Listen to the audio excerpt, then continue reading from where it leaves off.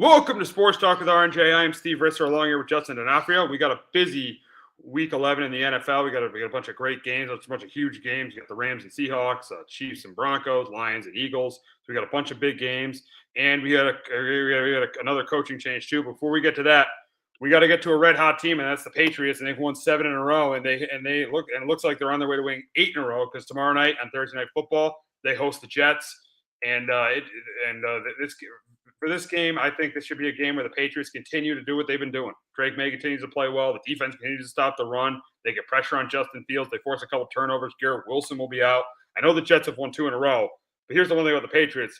The Jets are not going to score 2 touchdowns on special teams like last week against the Browns. That ain't going to happen against Mike Vrabel. And that's why I think in this spot, I think the Patriots, they cruise here. They cruise tomorrow night. I got the Patriots by 3 scores. I got the Patriots 27-10 over the Jets. And I assume Justin, I assume you got your Patriots winning 8 in a row tomorrow night. Yeah, I got them 28-13. I'm a little worried. Maybe the game's a little bit closer than it should be. You just beat Tampa Bay, kind of a big prove-it game last week. Now you're coming in on an early week, and you're playing a Jets team that is not very good. Yes, they won their last 2 games, but their offense is atrocious. Justin Fields last week, I think, had 9 yards of passing. If you take out that Breece Hall screen pass that went for, I think, 54-ish yards, something like that. So, look, all the Patriots have to do this week is just stack the box with 8, 9 guys and let Justin Fields try to beat you with his arm, because I don't see any way, especially you mentioned Garrett Wilson's not going to be in.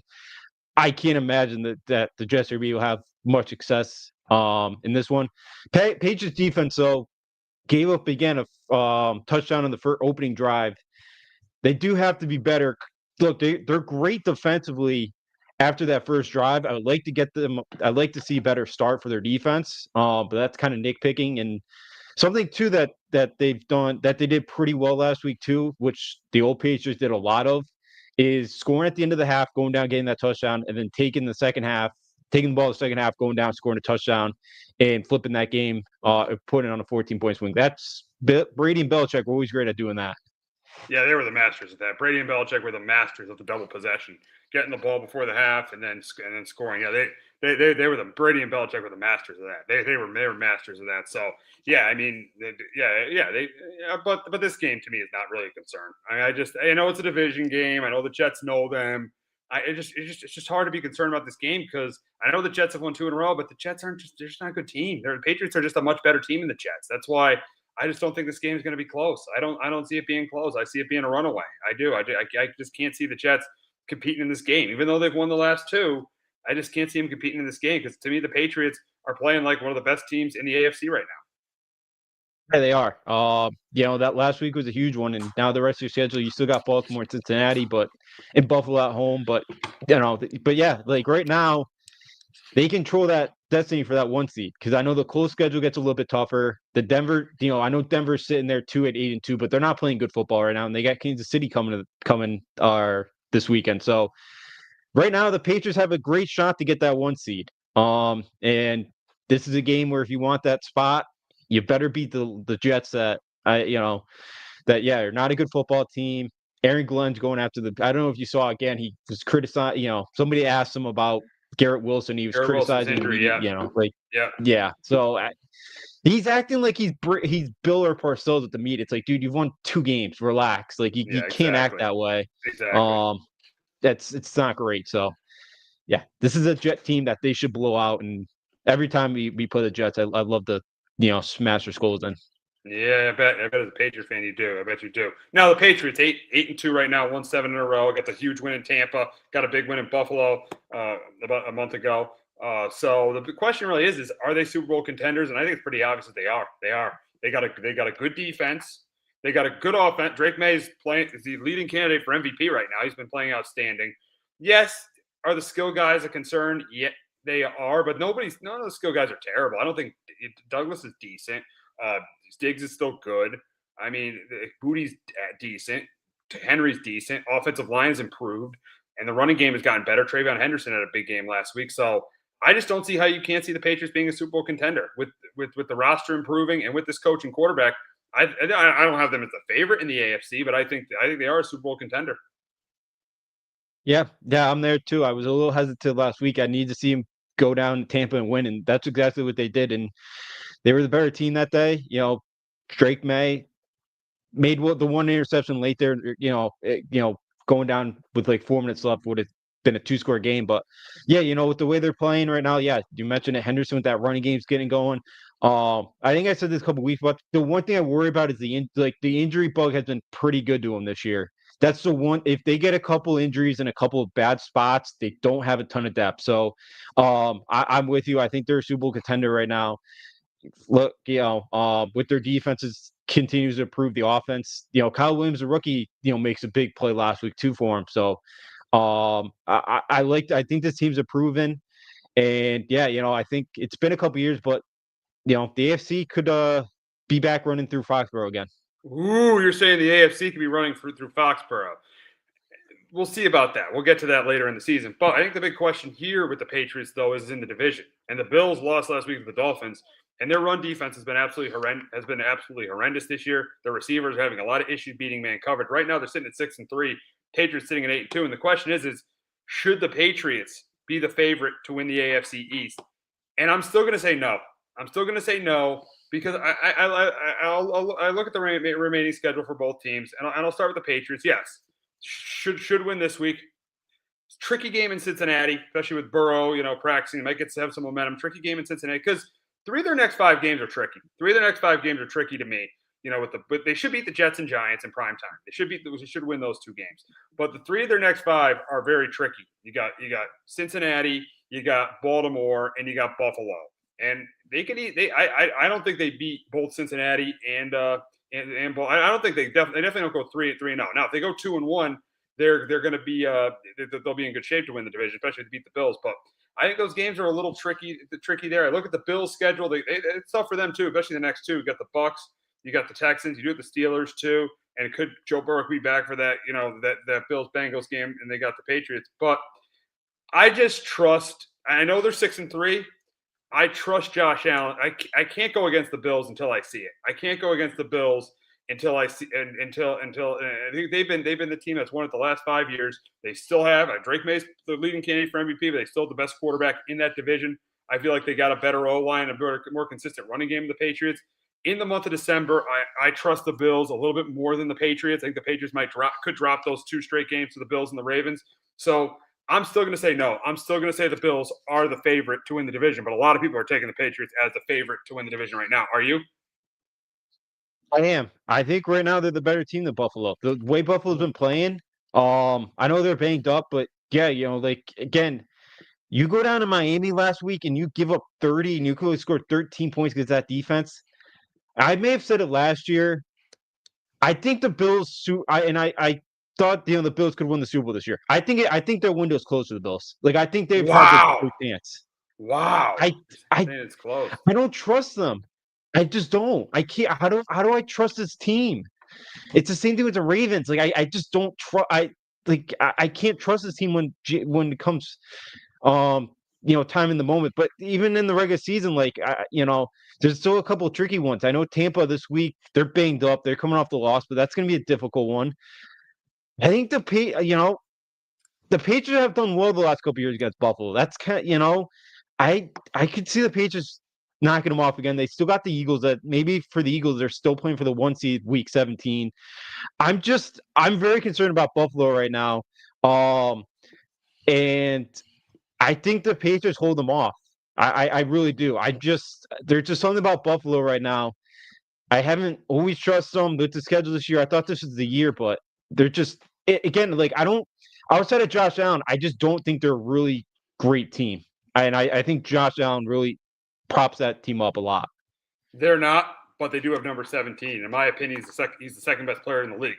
And to me, I know the Bills are 6-3, but because of how good Josh Allen is, they could win out. That's how good Josh Allen is. The Bills could get hot and they could win out. That's why I can't go against number 17 in the AFC. I still can't. Even though the Patriots beat them and have a game and a half and have 8 wins and they have 6. They have a game and a half lead on the Bills.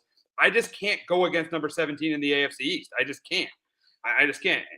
And I just can't. I think they're both Super Bowl contenders right now, but I just can't go against number 17. I think it's going to be close between the two teams, but I'm still going to go with Buffalo because we said, listen, remember back in 2021 when the Patriots had a lead on the Bills? They had like a game and a 2-game lead on the Bills in December.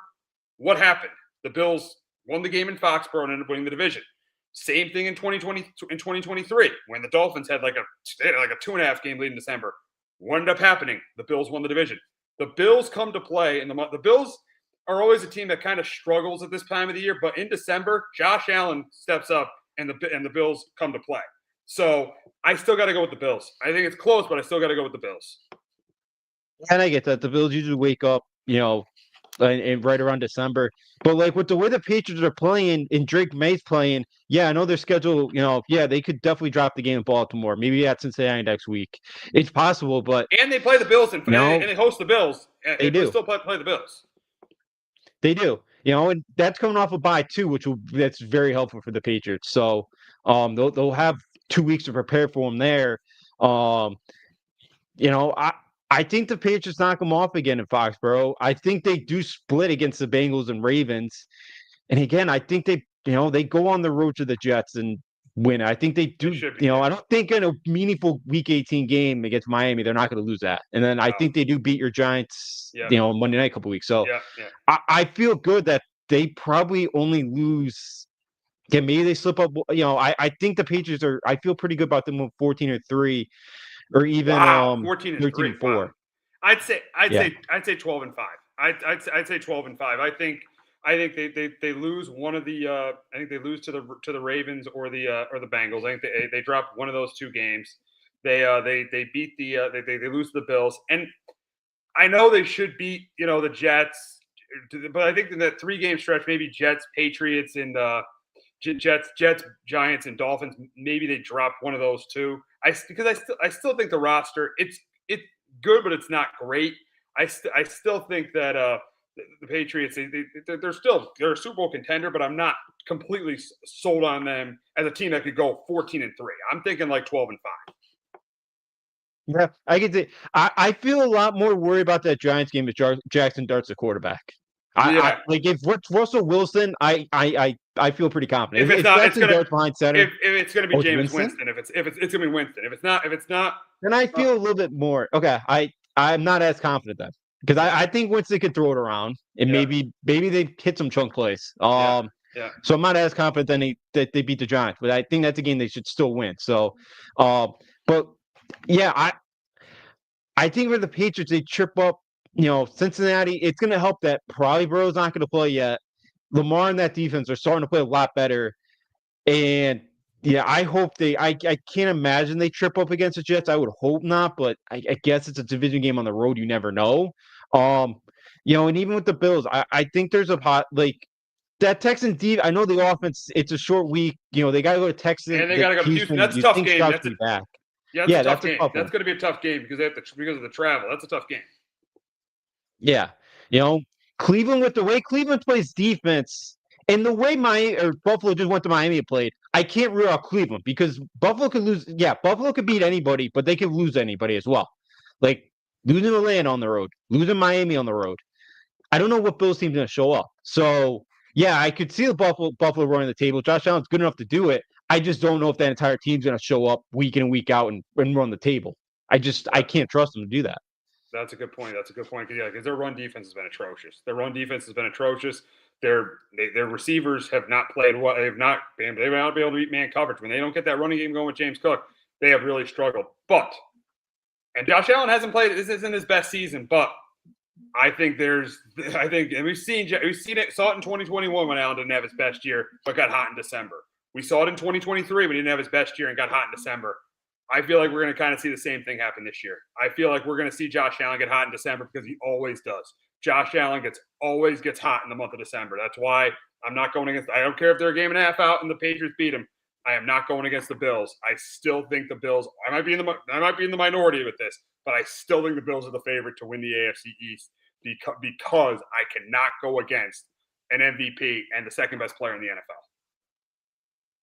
It's totally possible. It is with how good Josh Allen is and how much he can elevate that football team. But with the way Drake May's playing, I think he can match what Buffalo can do the next couple weeks down the stretch here. And I think Drake May holds them off, and I think the offense continues to get better.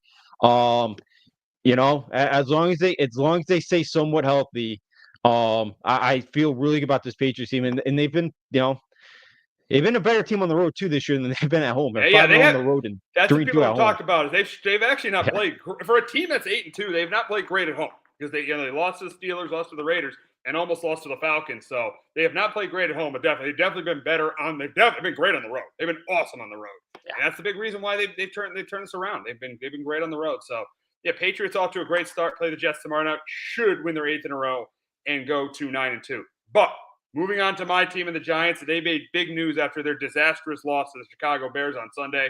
Another fourth quarter collapse. The third fourth quarter collapse of the season. The fourth time they held a 10-point lead on the road and lost, and it was time. It was time to get rid of Brian Daboll. It just was time. It should have been done a year ago. This move should have been done a year ago, but ownership decided to keep him. And really, after this first year, it's just a laundry list of mistakes. I mean, it started with. I think it kind of started with the Wink thing. Him and Wink, not getting along, running Wink out after the 23 season, and then undermining Daniel. Him and Shane undermining Daniel Jones going into the. They were not. You cannot tell me they were 100% committed to Daniel Jones going into the 2024 season. Joe Shane was trying to trade up with New England for Drake May. You had Daboll talking about Jaden Daniels. So they were not 100% committed to Daniel Jones going into that season. And you saw the way Daniel Jones played. You saw the way Daniel Jones looked as a result of that, as a result of the coach not believing in him. You saw that, and now you're seeing a coach that does believe in him. You're seeing what's going on there. So that turned out to be a mistake. And then just pointing the finger, calling guys out, kind of pointing the finger all the time, not taking responsibility. Special teams being an outright disaster. There were four instances that Daboll they lost the game due to special teams. 2023 against the Jets when Gano was hurt, he didn't go for it, and then he decided to kick a field goal. When they pretty much had a 99.9% chance of winning that game, and they lost that game because they kicked the field goal, Gano missed, and the Jets ended up coming back and winning. Last year, not having a backup kicker ready for the Washington game, not having a backup kicker in the Washington game, they ended up losing that game. The Kansas City game this year with Gano getting hurt early on. Now they would have lost that game anyways, but still that happened again. And then the disaster in Denver, the absolute disaster, which according to Sean Marash at WFAN, he was this close to getting fired after the Denver game. He was this close, and that report was 100% true because if he embarrassed himself again, he was going to get fired. And on Sunday, he absolutely embarrassed himself on two fronts. One, with Jackson Dart. It looked like he had got a concussion after they turned the ball over. They brought him back into the game against Chicago. They brought him back into the game, into that game, and he played, I think, the next series against the Bears. That should have never happened. He should have been in the tent. That was really confusing. And then the move, in the fourth quarter, not going for it at the half-yard line, and kicking a field goal, which was a horrible move, and ended up resulting in them losing the game. So this had to happen, and I've never been more confident that one of my teams was going to move on from a coach than then. I had a very good feeling after they lost this game they were going to move on from Brian Daboll, and I'm very happy they moved on. They moved on from Brian Daboll, and for the Giants, it's just another failed head coach. Yeah, it is. Disaster. Because you could argue the Giants could be very least like 5-3 right now. You can even make the case maybe 6 or 5-5. Yeah. And things are looking a lot. You're a little bit more positive. I felt Sunday the way they lost that football game, it was all over. Just another game where they've thrown away, and another game, not going for it the half-yard line. Obviously the Denver game. It's just, and then I feel like too, Dartmouth already being the 10th, 4 out of the 7 games he's played this year. 4 out of the 7 games he's played. And how much he's running them. Yeah, protecting him, not protecting a franchise quarterback. You're just continuing to run him. That's terrible.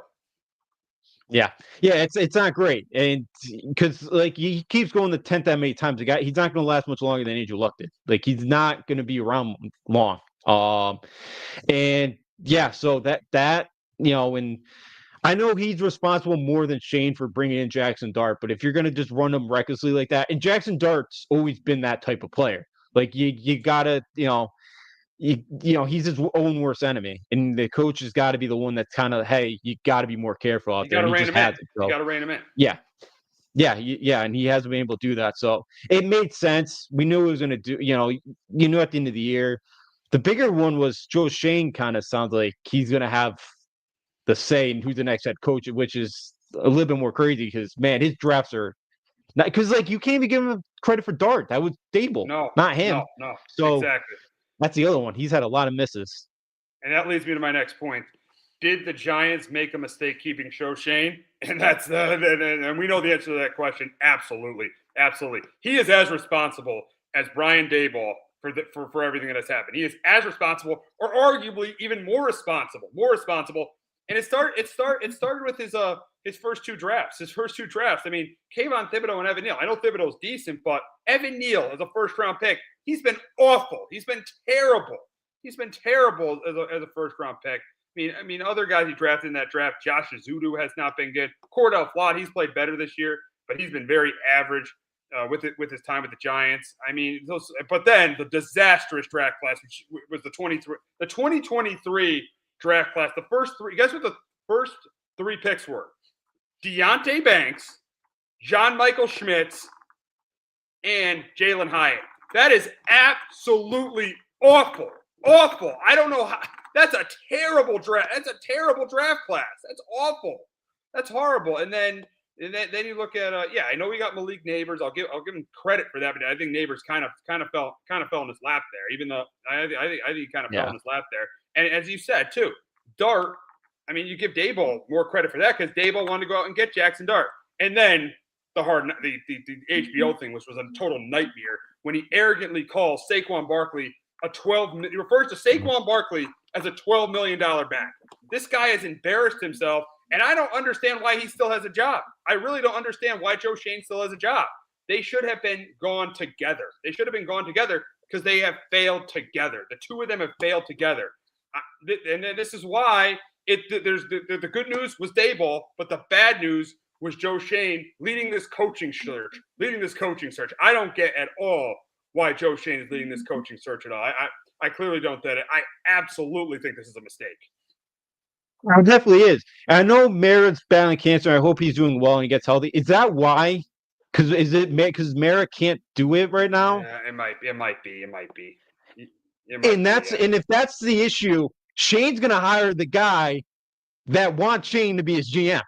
Shane's going to make sure that they're connected. That's the problem. Yeah. That's where you run into a lot of trouble if you're a Giants fan, and that's going to be a costly mistake because that means you're probably not going to get the best candidate here. You're going to get the guy that Shane knows is going to have his back. Yeah. That's the issue here. I know Kafka has been because I know you guys have turned him down for interviews, so maybe I still remember he was a Northwestern quarterback. I remember that too. I remember that Auburn team in 2010. Yeah, I remember. I remember in 09, 10. I remember he was a Northwestern quarterback. So there's a good news. The good thing is for this job, you got Jackson Dart. That's why I think it's a coveted job. The issue is you have a GM that's been awful. You have a GM that's been awful that is staying on, which could definitely scare candidates. People aren't talking about this that are going to scare candidates away. He's going to scare candidates away. Joe Shane is going to scare candidates away from this job. So it's like the Giants. They make a good move with getting rid of Daboll. They had to do that, but they keep Joe Shane, which I think is a bad move. It is because even think about the other way. If Shane gets fired, let's say after the 2026 season, now that head coach is like, now there's a new GM who may not want me. So now you run into that issue. So you're probably not going to you might not get the best candidate because there's probably be 6, 7, there's always like 6 jobs that come open. Yeah. It's probably one of the more desirable ones, but now that issues with, now that head coach comes in with the GM, going to Shane saying, are you going to be around for my tenure or am I going to have a new boss starting in 2026, 2027? I don't, who knows? So that's going to turn guys away. Like I've heard McCarthy's name. I can't imagine you want that, right? Like I can't. You want to fire Dallas Cowboys head coach, right? Like he's the favorite. I wouldn't mind him. I think Really? he's a good he was a good head coach. I mean, he was a good head coach and not a great coach, but a good head coach. Won a Super Bowl in Green Bay, and he won a Super Bowl in Dallas. I wouldn't mind Mike McCarthy. Right now, he's the leading candidate. Really? Okay. I just think, wouldn't you want a young, innovative head coach? Yeah, I but don't like. I just think McCarthy's like, I kind of want a guy who's done it before. I kind of want a guy who's done it before because 3 of the last yeah, 4 coaching hires have been coordinators. yeah, Have had no experience. Ben McAdoo had no head coaching experience. Joe Judge had no head coaching experience, and Brian Daboll had no head coaching experience. The only guy with head coaching experience was Pat Shermer. That's the only guy. But it was in Cleveland where he was awful. So it was the only guy with head coaching experience they hired. So I really want an experienced guy. I wouldn't mind a Mike McCarthy coming in. I really wouldn't. I wouldn't mind him. I wouldn't mind having a guy like that come in. Maybe even a Kevin Stefanski. He had experience with yeah, Cleveland. yeah. That would be a guy you could want. So I'd prefer a guy with experience than a hotshot coordinator because we've seen what's happened with these coordinators with the Giants. They haven't worked out. No, that's a good point. And yeah, you've been through it. So yeah, and I guess with McCarthy, at least your floor is a bit higher than it could be with an unknown intern. Yep. The ceiling may not be as high, but at least there's the floor is there, and maybe get you to play a couple playoff appearances. I don't think he's gonna take you to the promised land, but I guess where you guys are at right now, you just want to make the playoffs. He'll build the organization. Step, right? He'll make them respectable. McCarthy will make the Giants respectable. I guarantee you that. He'll make them respectable. Yeah, he would. He definitely would. I just thought maybe because he's just a fired Dallas head coach, Giant fans wouldn't want to that. If you just you don't want to. Should have he been fired as the Dallas head coach? Seeing what's going on with Brian Schottenheimer? Probably not. Yeah, probably not. Yeah, but that is Dallas for you. So, but yeah, I wouldn't mind McCarthy. I heard Lane Kiffin's name. I don't think so. Too with Dart. I don't think it's happening. I don't think it's happening. I can't imagine him in New York. That'd be funny, be entertaining, but I think he's got his eyes on one of the SEC jobs. But and the obvious one too. You heard Bill Belichick's name too, but I think things are getting better at Carolina, and I think the game's kind of passed him by. I honestly at this point wouldn't want him. Yeah, and he's going to want to bring in this whole front. Like Lombardi's going to have to come be his GM. Please. Like that's the thing. Yeah, I know. He's not going to work for Joe Schoen. No, he's not. And then I don't know if it's actually real or not that like his kid's taking over for him after he's done in North Carolina, but like he's going to try to get his son the job when he's done. Do you want to deal with that? So I think the Bill thing's passed along. They are playing better. I'll give him credit there, but I just don't. Maybe he brings Freddie Kitchens with him as his OC. I can't imagine you want that either. He used to be the OC. He was the interim OC with the Giants for a year. Oh yeah, he was. Yeah, he was. Yeah, in 2021. Yeah. Forgot about that. So you've already dealt with him. So we'll see. Well, hopefully you guys got to get one of these head coaches right at some point. You got to get one of them right. You would think they would at some point. Now this week the Packers take on the Giants. Packers aren't playing that well. Packers, especially offensively. I mean, the Packers the last 2 weeks have given up under 17 points and lost both games, which is crazy. They're definitely missed Tucker Kraft on offense, but I feel like their offense will play. I don't think they'll be great, but I think they'll play better here. I think they'll put up in the 20s. I think Jacobs will have a pretty good game. I think Jordan Love will get back on track, throw a couple touchdowns. And I think Winston will keep him in it, but I think Winston will throw a couple bad interceptions. And at the end of the day, I think Mike Kafka drops his debut as interim head coach. I got the Packers going to 6-3-1, Giants going to 2-9. I got the Packers beating the Giants 20-13. But Justin, can Mike Kafka win his first game as Giants interim head coach? I don't think so, but now that James Winston's starting, I feel a little bit better about it. But I got the Packers 29. I think they'll score more than 9 because Russell Wilson just can't play anymore. So I'm glad you guys are going with Winston. Yeah. He is so bad. Because if he was starting this week, I may watch I can't watch Russell Wilson play quarterback. Micah Parsons might have if he started this week. Micah Parsons probably had 3 or 4 sacks in the game. Oh, he probably does. He probably wrecks them. Wrecks Russell Wilson would have. So I think the Giants even keeps them in it because that every time on Monday, it felt like the Packers on first down just ran the ball every single time. So they continue to be. What they're doing. Yeah. So maybe the Giants keeps them in it. I think Winston makes a big player too. Maybe now with Winston, I could see him knocking him off. I don't think it'll happen, but I could totally see the way the Packers are playing right now. I don't love it. I don't love the way they're playing. They're not playing well right now. Green Bay offensive line, run game's been inconsistent. Tucker Kraft is out, but their defense is one of the best in the league.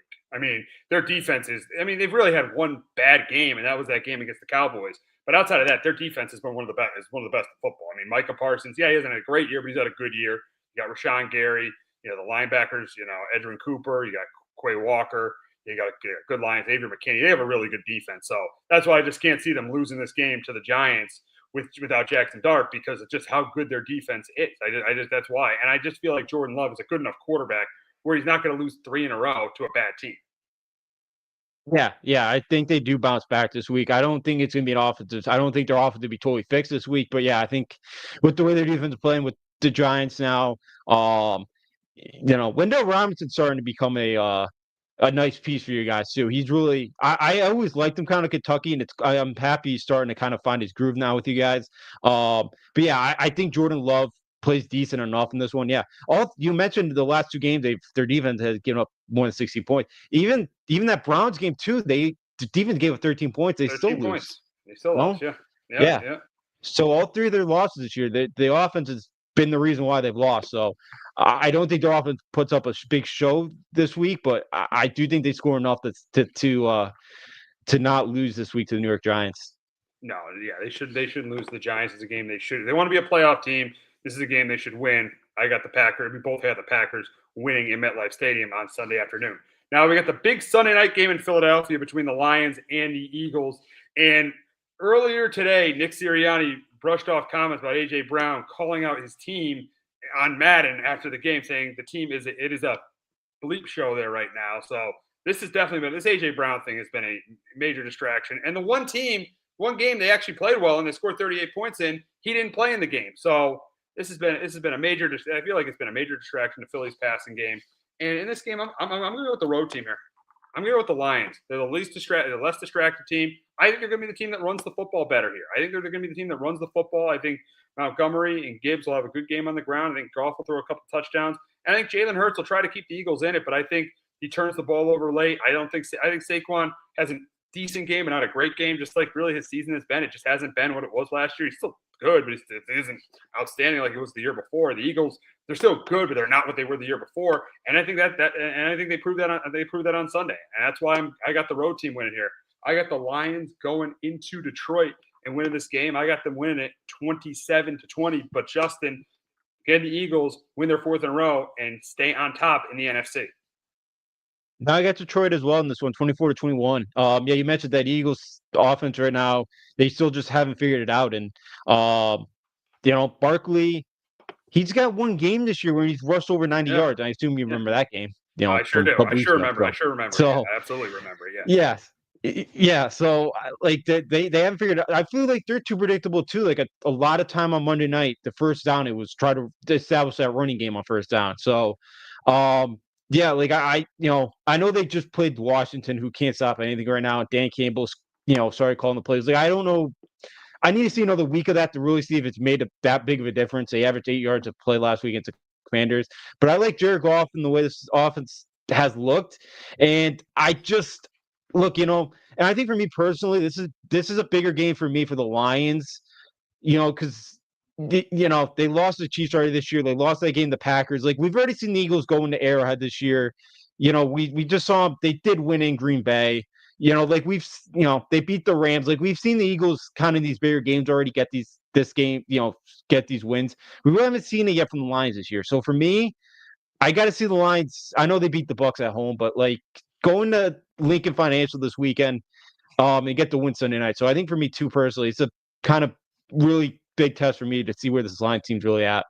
And you made a good point about the Lions because number one, they got a tougher division. Chicago's tied with them right now at 6-3. They're tied with them at 6-3 because the Eagles they're going to win the division. I mean, there's no one else who's any good in the NFC East. So the Eagles are going to win the division. So the Lions definitely need this for the division because the Eagles are going to make the playoffs. The Lions, they're not allowed to make the playoffs right now with that division because even though the Packers are struggling, they did beat them and they're still only a half game behind them. The Bears are tied with them. So this is absolutely a bigger game for the Lions. And you mentioned it, going into when they've had big games this year. Opening day against Green Bay, they got beat by 2 scores. Kansas City, they got beat by 2 scores. So in the big games, they've gotten beat. Yes, they did. I'll give them credit. They went into Baltimore. They beat Chicago pretty good, but that was early in the year when Chicago wasn't that good. Wasn't good, that good at all. But yeah, this week, they're not playing the Browns this week. They're not playing the Bengals without Joe Burrow this week. They're not playing the Commanders without Jane Daniels this week. This is a big game, and the Lions have struggled in big games. And already Dan Campbell has taken over the play calling duties from Johnny Morton. So things have kind of changed. Dan Campbell did a good job this week. So we'll see what Dan Campbell does. But you're 100% right. This is definitely a bigger game for the Lions than it is for the Eagles. Yeah, definitely. Yeah, we've kind of we've talked about the Eagles and how they are a mess right now, but they still find a way to win these big games. These like prime time, those types of games, and yeah, we haven't totally seen the Lions be able to get that done yet this year. So yeah, this is a big one because they got beat pretty good in Kansas City. They got beat pretty good, Green Bay opening week. They did go to the Ravens, but that's the Ravens are a different team now than they were week 3. So yeah, this is a big one for the Lions. If for me for me to kind of believe that this team can make a run again in January and get to that Super Bowl, this is a game I think for me, they got to win or at least look really competitive. Goes down to kind of the final 30 seconds. Something like I really need to see this team look the part this week for me to kind of really believe this group can make a run. Yeah. I think we lost Steve here. No, you back? I'm good. You back? Yeah, but I think they're in the conversation. I think they're in the conversation with the two teams we're gonna talk about next, the Seahawks and the Rams. The Eagles are in that conversation. I think they're in the conversation as a Super Bowl contender, the Lions. But again, if they want to prove that they're close to what they're not as good as last year, but close to what they were last year, or a team that could make a run, which they didn't do last year in the playoffs. I think this is a key game to win. Yeah, it absolutely is. It absolutely is. I know they mixed like Frank Ragnow, he's a big part, and they missed the 2 coordinators from last year too. Like, it's a different team. They got really banged up last year, and that was a big reason why Watson went in there, did whatever they wanted on offense. But yeah, for Detroit to be there, to try to get that division to still compete for that 1 seed. This is definitely a game where you love to win this football game. To kind of put them on the map because felt like last year was the best chance, but with the way the NFC is shaking up, like the Eagles aren't the Rams and Seahawks are both really good, but there's an opening there for the Lions to still make a run, and winning on Sunday night would be huge. There absolutely is. But now, speaking of the Rams and the Seahawks, they play Sunday in LA. You got the Seahawks against the Rams, and I think this is going to be a close competitive game, but I'm going to go with the team with the better quarterback here. I'm going to go Stafford is red hot, and I think he continues to stay. Even if it's a really good Seattle defense, I think he continues to stay red hot. I think there was a couple touchdown passes. I think Sam Darnold plays well too, but I think the difference is going to be I think the Rams get touchdowns when they're in the red zone. I think the Seahawks kick field goals.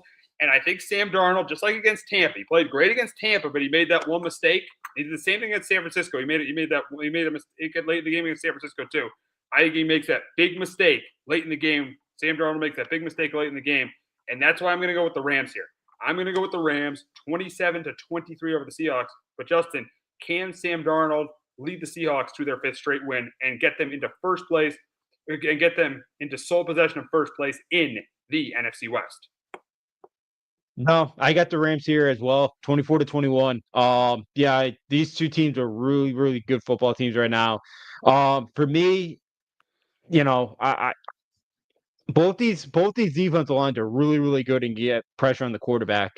That's how the Rams knocked off Sam Darnold and the Vikings last year in the playoffs. They got after him a lot, and we know Sam Darnold struggles when he's got pressure on him. Stafford can too a bit, but I trust Matthew Stafford more than I do Sam Darnold. And I do think Devontae Adams made a big difference, especially like toward the red zone this year because they struggled in that area. It felt like last year. And now they got Puka Nacua back. I really like the way Matthew Stafford in this offense is playing right now. And I do, Seattle's playing really good and they're ahead of schedule right now. That defense is nasty. Their defensive line gets after you. But I trust Matthew. I'm with you. I just trust Matthew Stafford a little bit more than I do Sam Darnold in the spot. So I think, whatever, I think the Rams protect Matthew Stafford a little bit better than Seattle does with Sam Darnold this one. I think they do. I think it comes down to protection. I think it comes down to the quarterback play. I think the Rams have the edge in both those categories. But in both those areas. But the question going to this game, the two teams being 7-2, I know the Eagles are the number one seed, but I think really the question is with the way these two teams are playing, is the winner of this game the best team in the NFC? I'd say if the Rams win, absolutely. The Seahawks, I still got to wait because even though Sam Darnold has played really well these last 2 years, I still don't completely trust him in a big spot. And they got a young coach in Mike McDonald. If the Rams win, absolutely, because I trust the coach and quarterback. They've done it before. They've won a Super Bowl. The Seahawks, I don't know. I don't know. I probably wouldn't say. I probably still would say if the Rams lose this, I'd probably still say they're my favorite to go to the Super Bowl in the NFC, even if they lose this game. But if they win it, I am very confident that they are the favorite in the NFC. But if the Seahawks win, I know a lot of people will say yes, but I'm still going to say no because I don't totally trust the coach or quarterback. No, I agree with you completely. If the Rams win too, I think they are the favorite. Seattle wins. I still got to see more. I have to see Sam Darnold in a big moment in January get it done because we haven't really seen him be able to do that yet. So, yeah, I said last week the Rams, like, their biggest weakness is like the kicker. That, like, they're really, I know they're kind of, especially in offense, kind of, they got a lot of older pieces, and I was really worried about the Stafford injury going into the year, and I kind of bit down on him. But like, if Stafford was going in the year healthy, this would have been my pick to go to the Super Bowl. Like, I really love the Rams. It was just Matthew Stafford that back injury in the preseason kind of scared me off of him.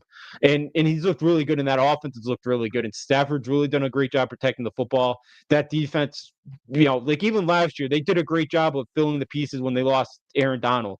And their defense again this year, they get after you.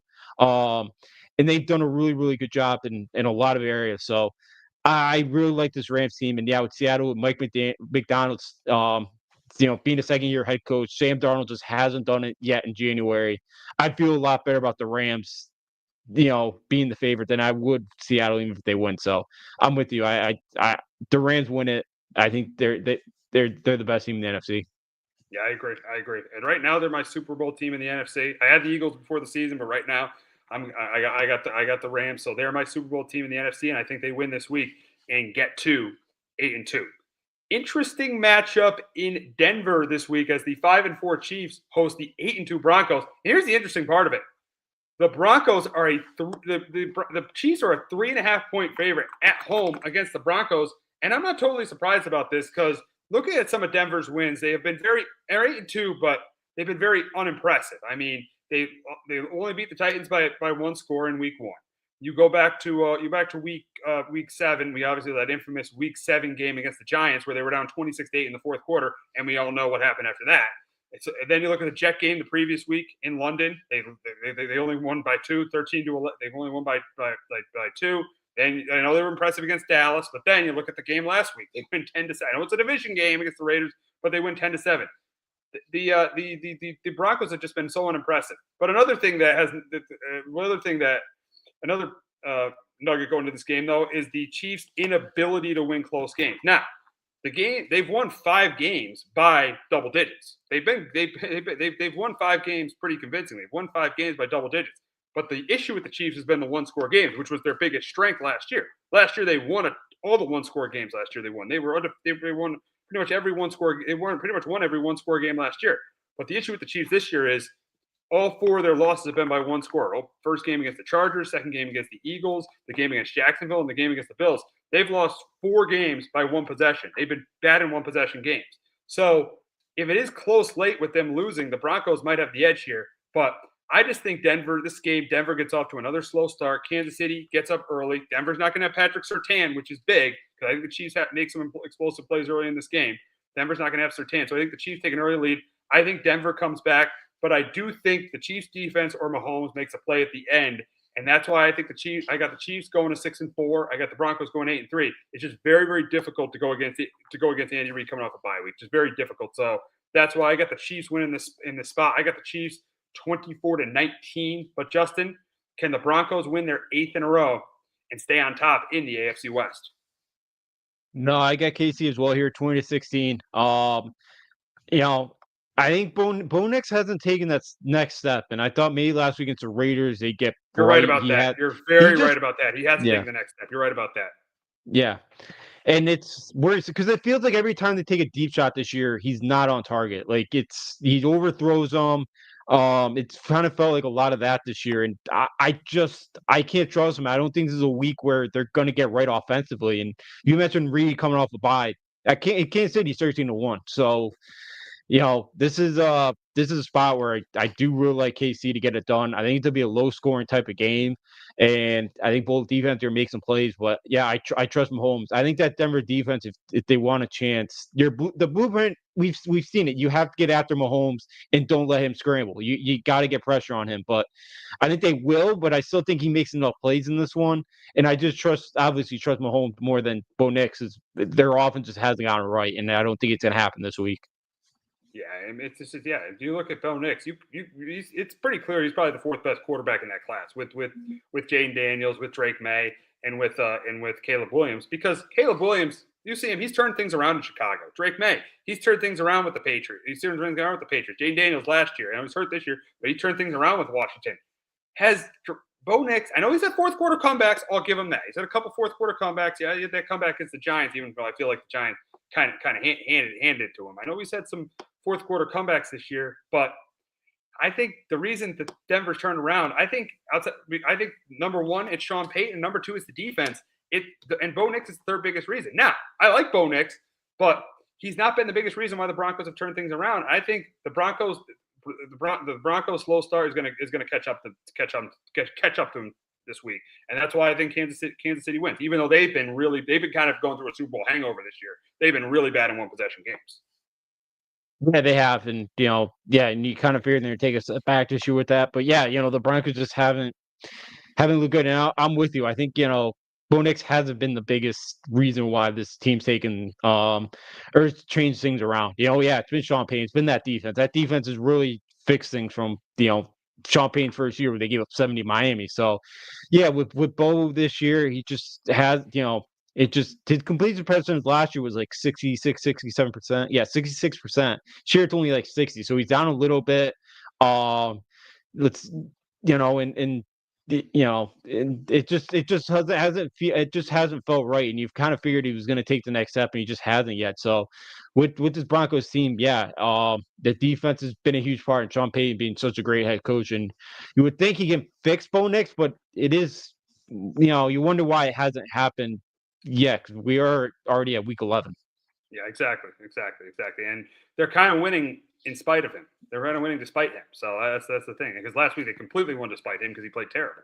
So they kind of won despite him. But should be an interesting game between the Chiefs and the Broncos. And the thing about this is, if the Chiefs lose this game, they're going to be a wild card. There's no debate about it. Yeah. Because they'd be 3 back, and they'd be in third place too. Let's not forget the Chiefs are in third place. Third. They're in third place behind the Chargers too, and they lost to the Chargers earlier in the year. Yeah, and the Chargers win this week. And Chiefs lose. Yeah, they would be 3.5 back, or 2.5 back of the Chargers. So yeah, they'd definitely be a wild card team, and they're 5-5, and they'll definitely get in, but. You might have some teams you got to leap there. So, yeah, this is such a big game for the Chiefs that they got to win coming off the bye. So, yeah, the Chiefs could be digging themselves in even more of a hole if they somehow lose this football game. Absolutely. Moving on to another big game in Week 11, and the 6-3 Bucks. Battle of 6-3 teams here: 6-3 Bucks, 6-3 Bills. I think it's a close competitive game, but I think the difference in the game is Josh Allen's going to outplay Baker Mayfield. He's going to outplay Baker Mayfield. I think Mayfield will turn the ball over. Bucks still banged up. They're going to be without Chris Godwin and Bucky Irving again.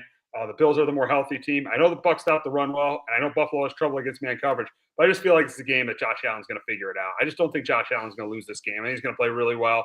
I think the Bills defense is going to force a turnover or two from Baker Mayfield, and I think the Bills are going to win this game. I got the Bills 28-20 over the Bucks, but Justin, can Baker Mayfield bounce back this week and get the Bucks to 7-3? No, I got the Bills 26-23. If the Bucks were more healthy, I would have picked them this week. But I think with the Bills, with their issues right now, I think they do find a way. I think James Cook has a good enough game, and I think this is a week where they do just let Josh Allen. They just kind of unleash him. He makes some big plays through the air. and he is better than Baker Mayfield this week. And because the Bucks, you can get the Bucks in the secondary, and I do think that's where Josh Allen gets him this one. And I do think he plays well. And I do think he does outduel Baker Mayfield, and because that Bucks rushing attack isn't great, so they're 25th in the league in rushing yards per game. So yeah, I think they have some success on the ground, but not enough here. The Bills just do enough, and I think Josh Allen is a big part of the reason why. He definitely is. He definitely is. And he's the reason why I still think they are the favorite to win the AFC East. He is the reason why I think they are still the favorite to win the AFC East. Now, we got a matchup in Spain of 2 3-17 between the Commanders and Dolphins, but I'm going to go with the more healthier team here. McLaurin's going to be out again. Jaden Daniels will obviously be out. I think Tua is another good game. I think Achane runs the ball well against the Commanders defense.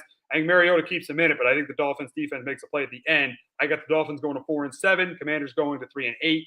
I got the Dolphins winning this one 28-24, but Justin, can Mariota help the Commanders snap their 5-game losing streak? I don't think so. I got the Dolphins as well, 27-20. Miami's been dragging high, but give them credit, they haven't quit yet. They played well, and their upcoming schedule, they got the Saints after this. They got it at the Jets. The Steelers are a mess. Like, they could rattle off a couple wins here. The Dolphins can. And in Washington right now, their defense is so bad. The last 3 games are giving up 38.5 points. Jaden Daniels shouldn't come back at all this year. I do like Miami here. They're Jacqueline Hyde. I get it, but I do. I'll trust them more in this spot than I do Washington right now. They can't stop anything right now. No, they can't. They definitely cannot. Matchup in the black and blue division as the Bears and the Vikings play for the second time this year. They play in Minnesota. I think it's close and competitive, but I think the difference in this game is going to be the way the Vikings run the football. That's why I think they bounce back this week. I think Aaron Jones is a big week. And I think the Vikings, unlike the Bengals defense and the Giants defense, I think the Vikings defense makes a stop at the end against Caleb Williams. And that's why I got the Vikings going to 5-5, Bears flipping to 6-4. I got the Vikings over the Bears this week, 28-23. But Justin, can Caleb Williams lead another late game comeback and get the Bears to 7-3 and in a tie in the NFC North? No, I got the Vikings as well, 24-20. Look, the Bears keep finding ways to win football games. Credit to them, but I still don't think they're. I still got to see more from this group, and this is a big game for that. But I do think JJ McCarthy plays well enough. He's only completing 53% of his passes, though. I think Minnesota's gonna be able to establish a running game, though, and I think Brian Flores is gonna come after Caleb Williams, make it difficult on him. I think they get a couple sacks, they force him to make a turnover too, and I think McCarthy just plays well enough. I know the Bears have won 6 out of 7 here, but I'm still not all the way buying them. Caleb Williams is playing better. Brent Johnson's doing a good job. You can definitely see the culture changing, but I still got to see a little bit more from the Bears. Yeah, Bears are a wild card team. They're a playoff contender, not a Super Bowl contender. Defense has got to get better. Caleb's played really well, but he still has to take his game to the next. He's played well. I'm not saying he hasn't played well, but he still has to take his game to the next level. So yeah, the Bears, they're a playoff team, but to me, they're not a Super Bowl contender, and I think this is a good game. I wouldn't be surprised if they won, but I think the Vikings win this one close in Minnesota. Now we got an AFC North matchup in Pittsburgh as the Bengals take on the Steelers. Rematch of a Thursday night game dramatic Thursday night game where the Bengals won a couple weeks ago. Bengals have lost 2 straight. Steelers looked absolutely pathetic on Sunday Night Football against the Chargers. It was the worst game Aaron Rodgers played. But I do think the Steelers bounce back this week just because of how terrible the Bengals defense is. I know the Bengals got some momentum with Joe Burrow being back at practice this week, but with how pathetic the Bengals defense is, I think the Steelers are able to move the ball. I think they get into high 20s. And I think the Bengals do. Joe Flacco does play as another decent game, but I do think he makes that big mistake at the end. And that's why I'm going Steelers here to go to 6-4, Bengals to go to 3-7. I got the Steelers 26-20 over the Bengals, but Justin, can Flacco have another big game against the Steelers and get the Bengals a sweep of the Steelers? I think he does. They got the Bengals 20-24 in this one. For Pittsburgh, they got to win the turnover battle. Last week, turned it over a couple of times. The last couple of weeks, they turned over like a bunch, and that's kind of been a big part of why they've been losing.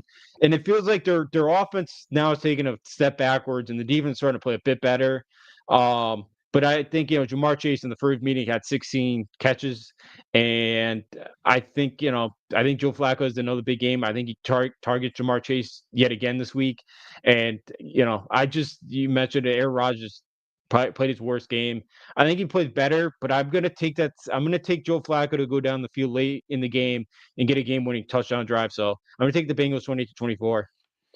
Yeah, it should be a good game. Should be an interesting game between those two teams. The rematch of the Thursday night game from a couple of weeks ago should be an interesting game between the Bengals and the Steelers. Now we got a matchup in Jacksonville between the Chargers and the Jags. Chargers come in 7-3. Jags lost a heartbreaker last week. They're 5-4.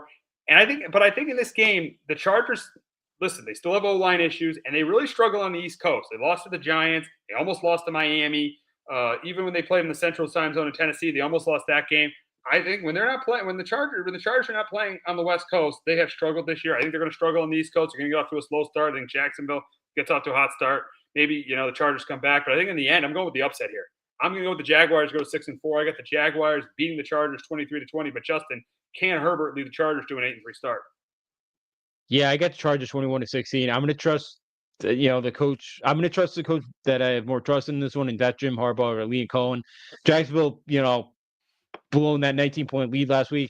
And it was kind of misleading. They only had 213 yards of offense last week. They didn't do a ton. They had a lot of short drives, and Jacksonville's offensive line struggled, to protect Trevor Lawrence, and and also in this one, the Jaguars, they didn't get a lot of pressure on CJ Stroud or on Davis Mills last week, and I think Justin Herbert, when he's protected back there, that's when he plays his best. And I think this week he's pretty, he's got a pretty keen pocket to play in. And I'm gonna take the Chargers going on the road. I know it's a tough spot, but I'm gonna take the Chargers. I just trust them a little bit more than I do the Jacksonville Jaguars.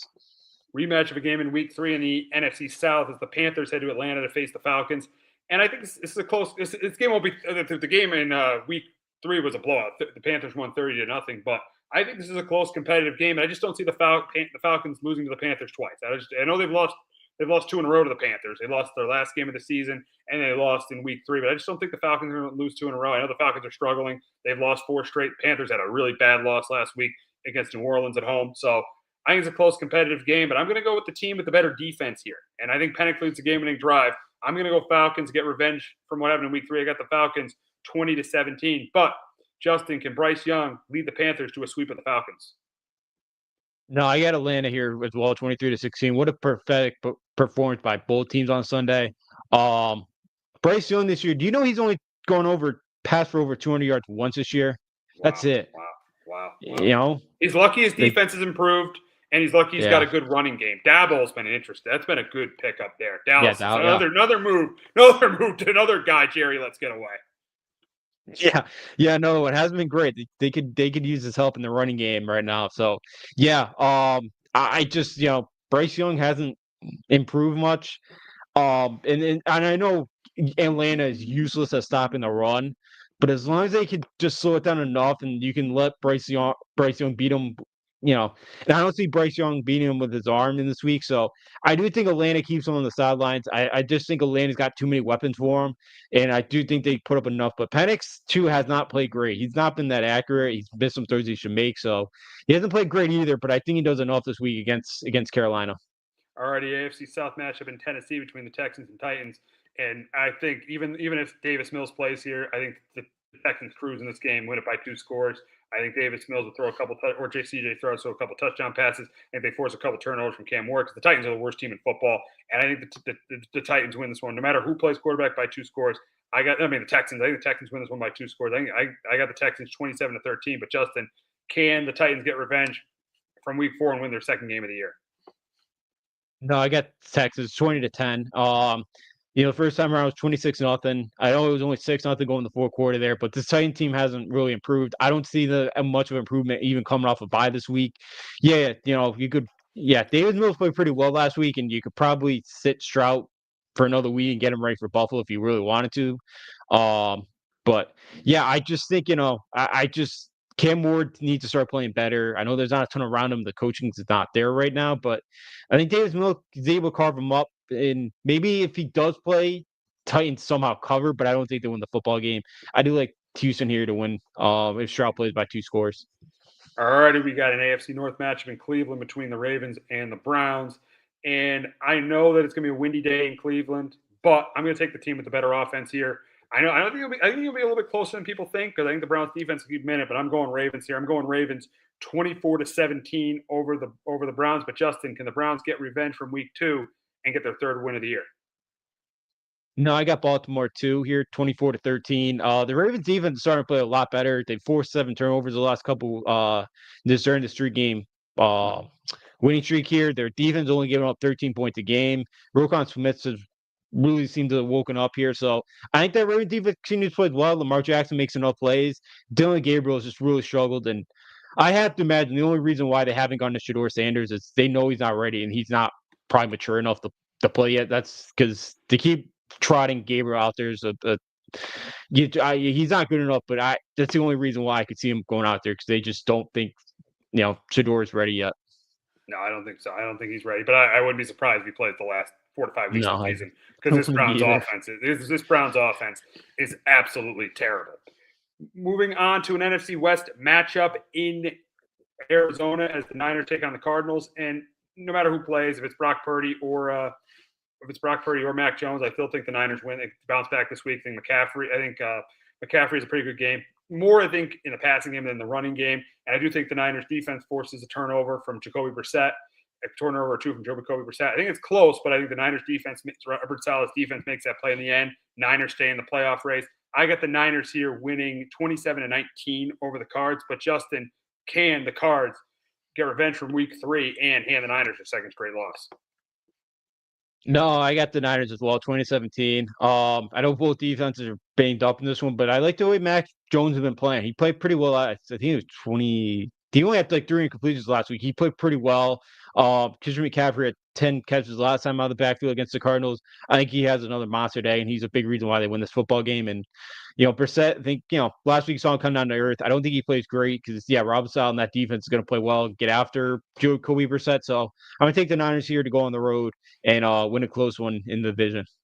All right, we'll wrap up talking about the Cowboys and the Raiders. Cowboys, they acquired Quentin Williams after their bad loss to the Cardinals last week, and the Raiders have really struggled. They're 2-7. Even though Brock Bowers is back and he's playing pretty well, the Raiders are 2-7. I think Brock Bowers has a good game here. I think it's a really good game, but the problem is I think Dak Prescott has a great game. I think throws 3 or 4 touchdown passes. I think the Cowboys offense puts up 30 points. I do think they give up points like they always do, but I think in the end, the better team wins here on Monday Night Football. I got the Cowboys over the Raiders, 31-24. But Justin, can Geno Smith lead the Raiders to a big upset, to an upset win at home on Monday night?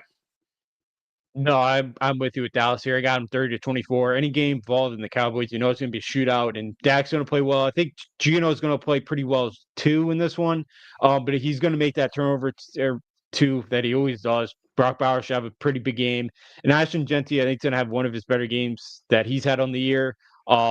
But I just think Dak and that offense is going to roll against a Raiders team that's not playing very well. They're not a great football team. And I just think that Dak's going to be able to outscore Geno Smith in this one. And the Raiders defense, I don't think is going to make many stops in this one. I don't think so either.